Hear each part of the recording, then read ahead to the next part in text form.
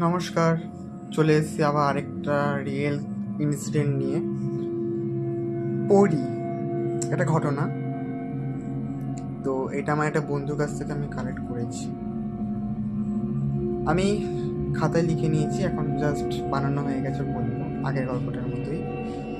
তো এখন তো ব্লগ ছাড়া হচ্ছে না, রিলসও মানে শর্টসও মাঝে মাঝে ছাড়ছি।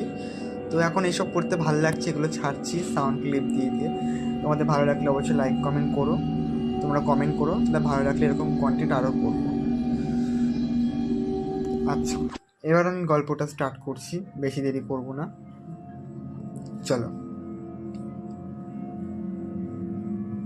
এক স্কুল ছাত্রের গল্প, যে বসবাস করত অন্ধকার গলির শেষে জরাজীর্ণ এক বস্তিঘর। তার নাম ছিল অনিক। তার বয়স তখন মেরে কেটে 15। যে বয়সে ছেলেমেয়েরা নিশ্চিন্তে স্কুলে যায়, খেলাধুলা করে, সে বয়সে অনিকের কাঁধে চেপেছিল সংসারের বোঝা। বাবা অসুস্থ, মা সারাদিন খেটে সামান্য যা রোজগার করেন তাতে নুন আনতে পান্তা ফুরায়। স্কুলের বেতন বাকি, পেটে প্রায় খিদে, বন্ধুদের ভালো জামা কাপড়, নতুন খেলনা দেখে অনেকের মন পুড়ত। অসহায়তার এই গ্লানি থেকেই তার মনে জন্ম নিল এক অন্ধকার ইচ্ছা, সহজে ক্ষমতা পাওয়ার ইচ্ছা। একদিন পুরনো বইয়ের দোকানে অনেক পেল এক অদ্ভুত পুঁথি। ময়লাটে পাতা, তাতে লেখা আছে পরি সাধনার মন্ত্র। পুঁথিতে বলা আছে পরিদের বশ করতে পারলে নাকি সব অভাব দূর হয়, সব স্বপ্নও সত্যি হয়। অনিক, যার সামনে কোনো পথ খোলা ছিল না, সেই পুঁথির কথায় আশার আলো দেখতে পেল। সে ভাবল এটাই তার জীবনে ঘুরে দাঁড়ানোর শেষ সুযোগ।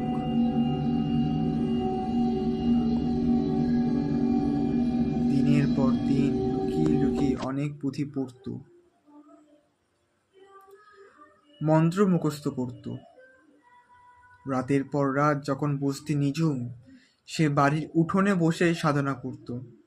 প্রথম প্রথম কিছুটা হতো না, কিছুই হতো না, কিন্তু অনেক হাল ছাড়ি সে প্রত্যেক দিন একটা অভ্যাসের মতো তার হয়ে গেছিল।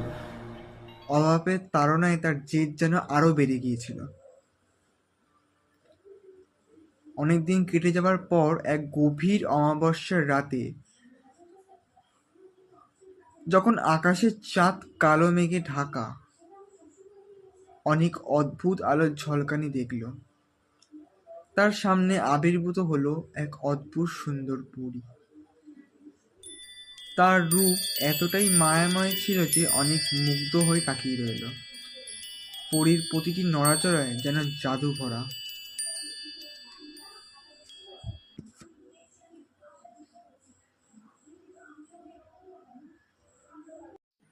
হে মানব সন্তান, তোমার সাধনায় আমি মুগ্ধ। অনেকের বুক ধড়ফড় করছিল। সে তার জীবনের সব দুঃখ, সব অভাব পরীর কাছে উজাড় করে দিল। সে চাইল অফুরন্ত টাকা, তার বাবার সুস্থতা, আর একটি সুন্দর বাড়ি যেখানে তাদের আর কখনো দুশ্চিন্তা করতে হবে না। পরী অনেকের দিকে এক পলক তাকালেন, তারপর বললেন, তোমার চাওয়া পূরণ হবে, কিন্তু এর জন্য তোমাকে এক কঠিন মূল্য দিতে হবে। তোমার সবচেয়ে প্রিয় জিনিসটি তোমাকে দিতে হবে।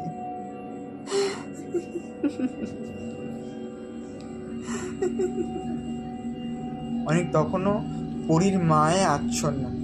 সে ভাবল তার প্রিয় বলতে তো কিছুই নেই, শুধু দুঃখ ছাড়া। তাই সে নির্দ্বিধায় রাজি হয়ে গেল। পরী অদৃশ্য হয়ে গেলেন।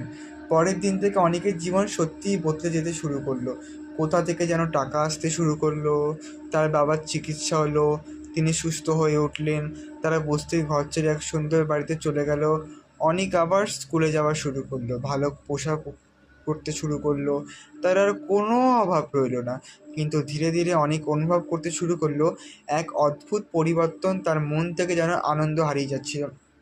টাকা, বাড়ি সব কিছু পেয়েও তার বুকটা ফাঁকা লাগতো। বন্ধুদের সাথে মিশতে তার ভালো লাগতো না, খেলাধুলাতেও আনন্দ পেত না। মায়ের হাসি মুখ দেখেও তার মনে কোনো অনুভূতি জাগতো না। রাত হলে তার ঘুম আসতো না। এক অজানা ভয় তাকে তাড়া করতো। সে যেন নিজেকেই চিনতে পারছিল না। তার আবেগ, অনুভূতি, মায়া, মমতা যেন সব আস্তে আস্তে মরে যাচ্ছিল। সে হয়ে উঠেছিল এক অনুভূতিহীন পাথরের মতো।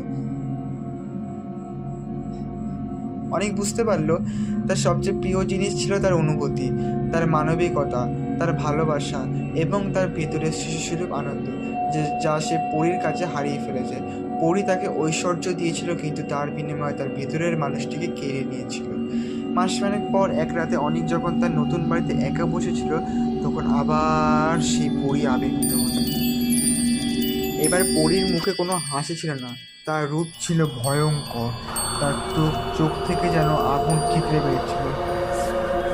তোমার সময় শেষ, মানব সন্তান, পরী শীতল কণ্ঠে বললেন।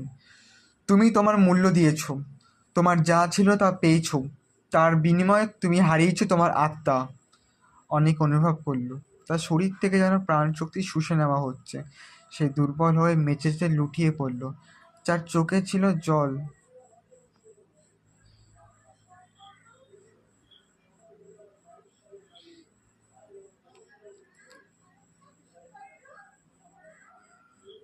পরীর এই অভিশাপের ফল ছিল চরম। অনেক বেঁচে গেল ঠিকই, কিন্তু সে হয়ে গেল এক জীবন্ত লাশ। সে হাঁটে, কথা বলে, কিন্তু তার ভেতরটা ছিল একদম শূন্য। সে বাকি জীবনটা কাটিয়ে দিল এক অদৃশ্য প্রাচীরের আড়ালে, যেখানে তার অনুভূতিরা আর কখনো প্রবেশ করতে পারেনি। তো বন্ধুরা, এই গল্প থেকে এটাই বোঝা যায় যে শর্টকাট পথে ক্ষমতা বা ঐশ্বর্য পেতে গেলে তার ফল সবসময় ভয়ানক হতে পারে, যা হয়তো আমাদের কল্পনার বাইরে। তো ফ্রেন্ড, এই ছিল আজকের গল্প, রিয়েল ইনসিডেন্ট। তোমাদের কেমন লাগলো গল্পটা আমাকে জানিও। আমি কিন্তু এটা নিজের বর্ণনায় বললাম। তো আজকের মতো ইতি, আর এটা আমি আমার একটা ফ্রেন্ডের কাছ থেকে কালেক্ট করেছি। তো যাই হোক, আজকের মতো ইতি, গুড বাই।